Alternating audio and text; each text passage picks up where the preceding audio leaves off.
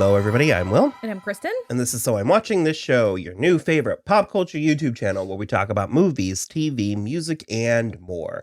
As always, this is a spoiler show, so you have been warned. On today's episode, we are going to finally talk about the long-awaited, much maligned follow-up to 2017's Murder on the Orient Express. We're talking about Death on the Nile. Woo! Pew, pew, pew. Lock the doors! The murderer is here and will stay here.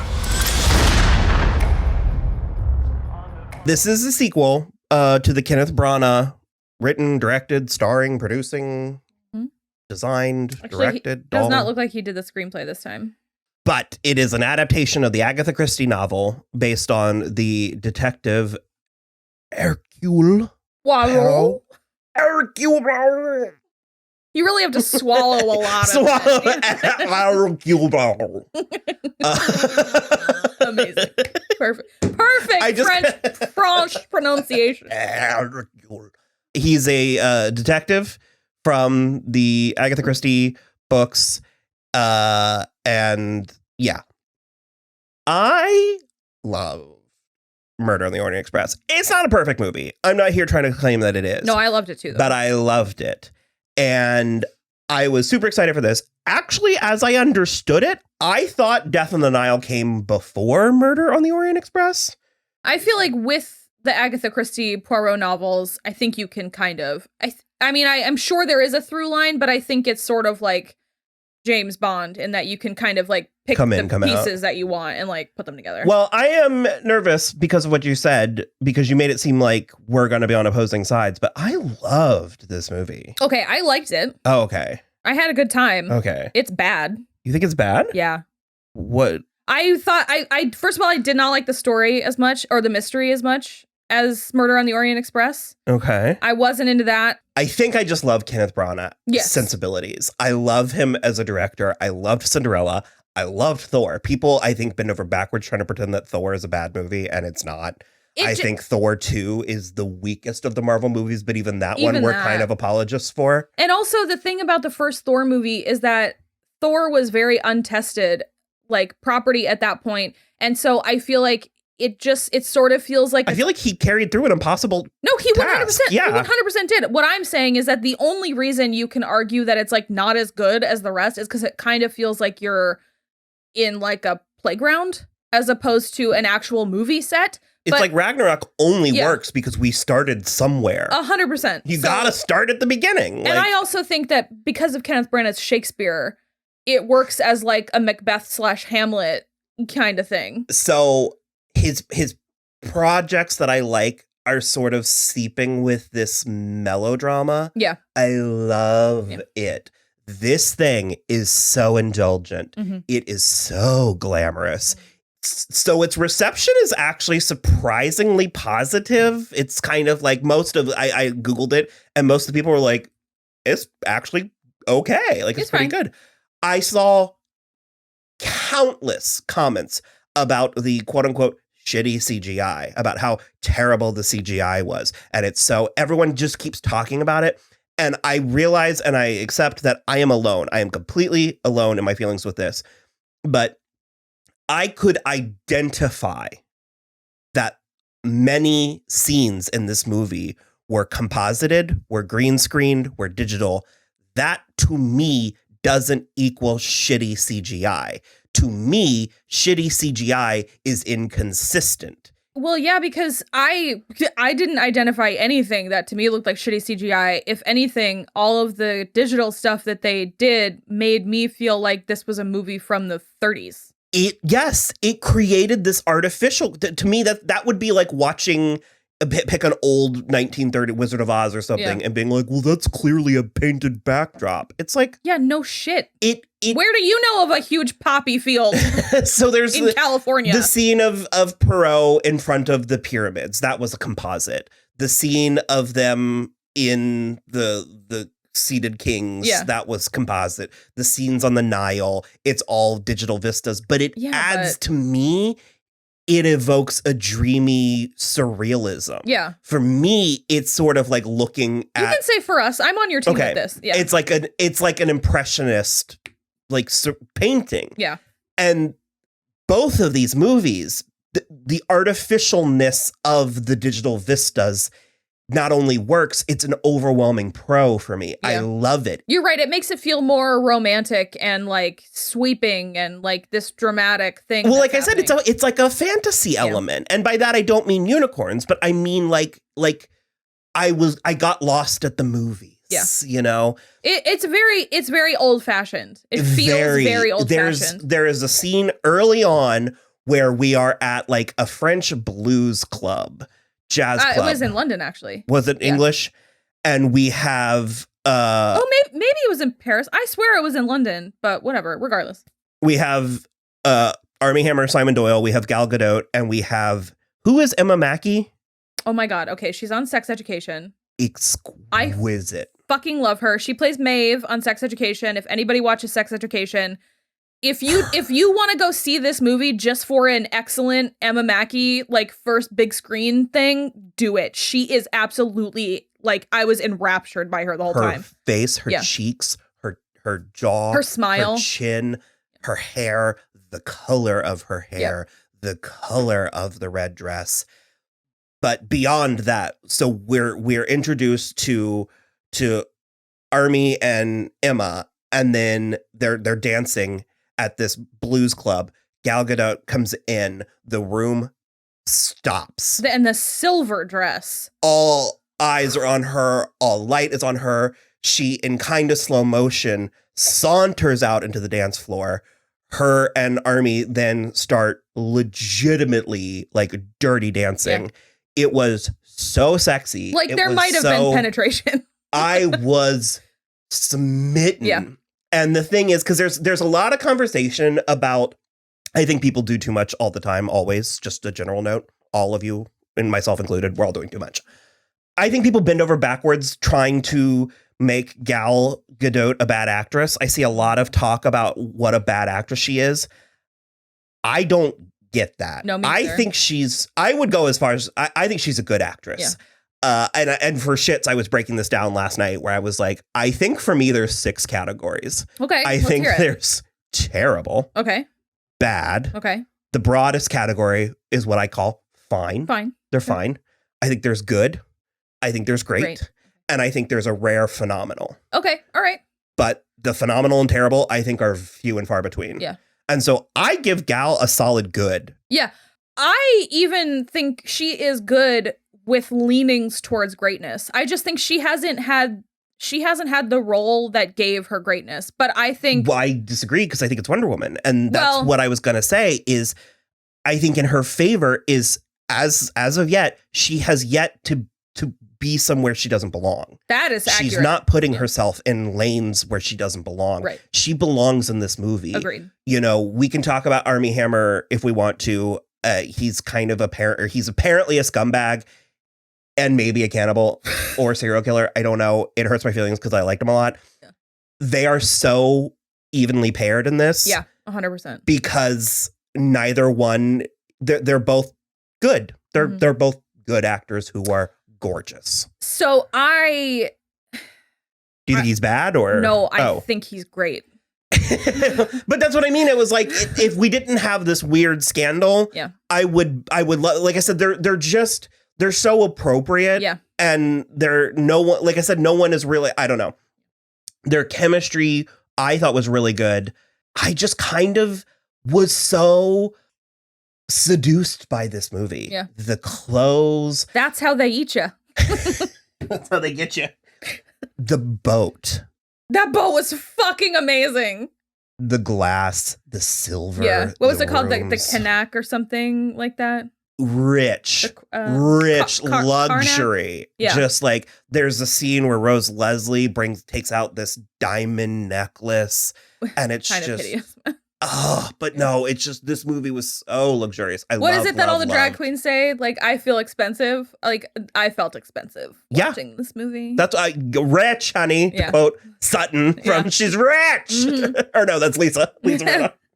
So getting into full spoilers, this is also the other issue that I had is I didn't, in spite of the fact that these are old stories, I didn't know any of them either. I've only ever read one Agatha Christie, so. I didn't know who the death was.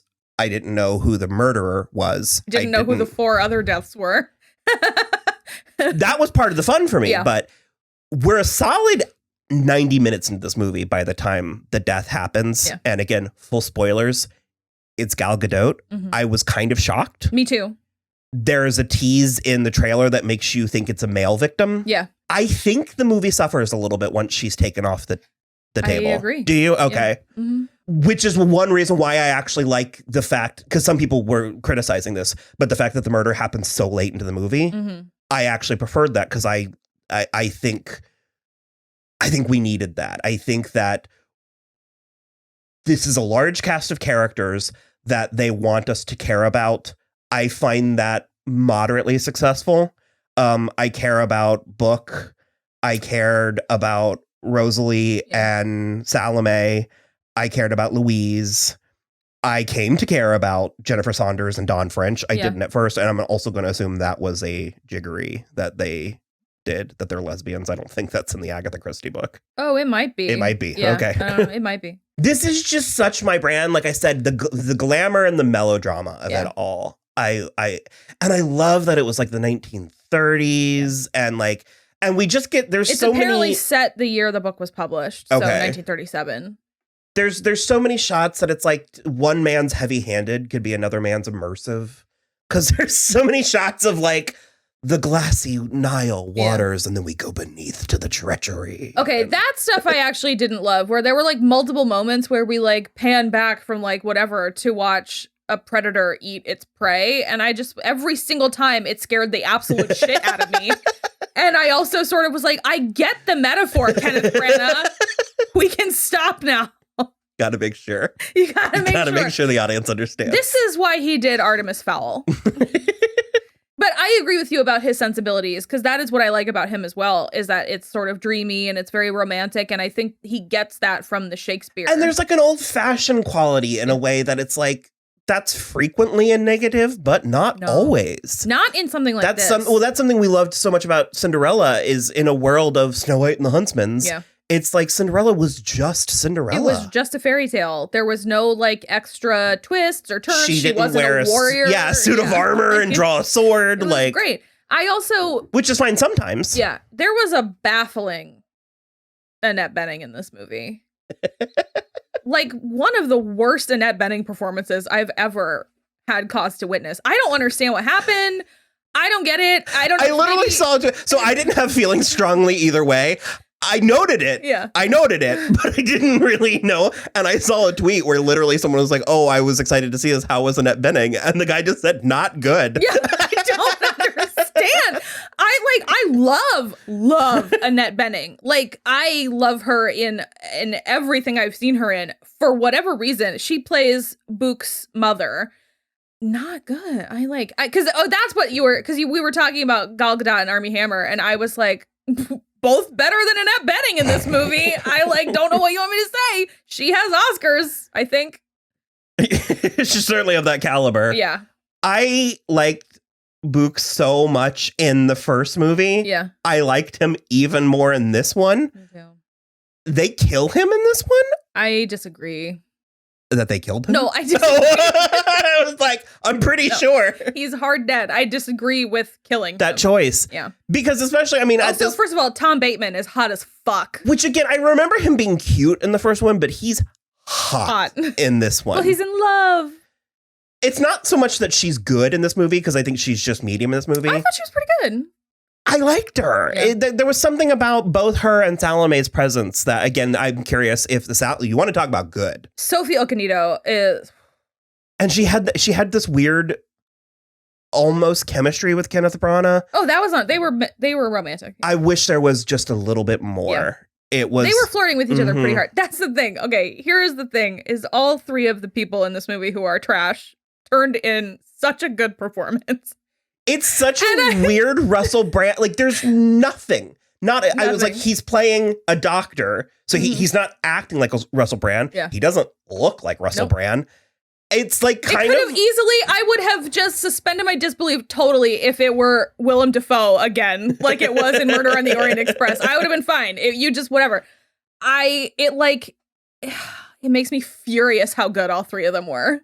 There's also something. So the entire first half of the movie, I was watching it feeling like I was misunderstanding something. I was like, this story is weird and convoluted. And when we get to the murdering and especially the reveal, it sort of retroactively earns the plot. Yeah. And you're like, oh, because it was weird and convoluted. Yeah. Like, and so I don't know if that's a fault of the story itself being from a bygone era, the writing, the directing, the acting. I'm not entirely sure, but it's the kind of thing where it's like the movie the pieces only actually come together once you have, like, the premise only makes sense once you have the solution. Yeah. Army and Gal had like a whirlwind romance. She stole him from Jacqueline, from Emma, and then Emma's like stalking them. It's real weird. Yeah. I wish that they had kind of, because they hit it. They hit Gal Lynette. They hit her paranoia. Yeah. I think I wish we felt it more.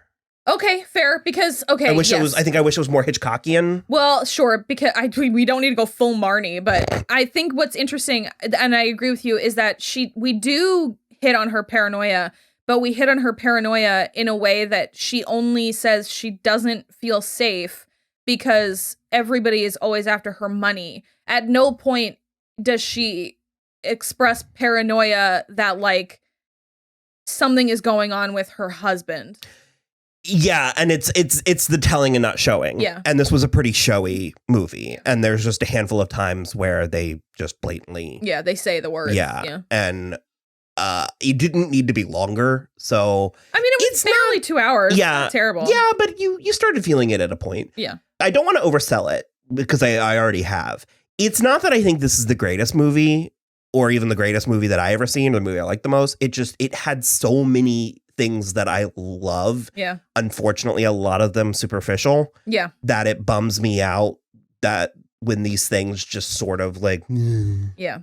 You say this frequently, and I'm going to say it this time. This is one of those movies that if this is on TV, I'm watching it. Oh, sure. Yeah. This like is 100% a TV movie. If I stumble upon it, I would love another one. I really would. I do not think we're going to get it. Well, the thing for me is that Kenneth Branagh is like so passionate about this character and doing this. If he wants to keep doing it, they might let him keep doing it. I liked Hercule more in this one. Well, we get a little backstory. And he felt a little more grounded. He felt less like a cartoon character. Yeah.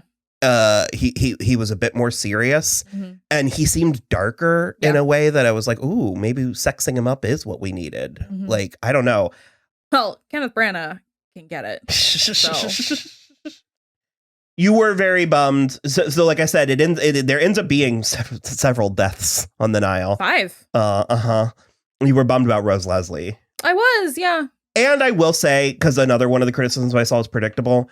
I did guess who the killer was, and that there were 2 of them before the death even happened. For the first death? Yeah.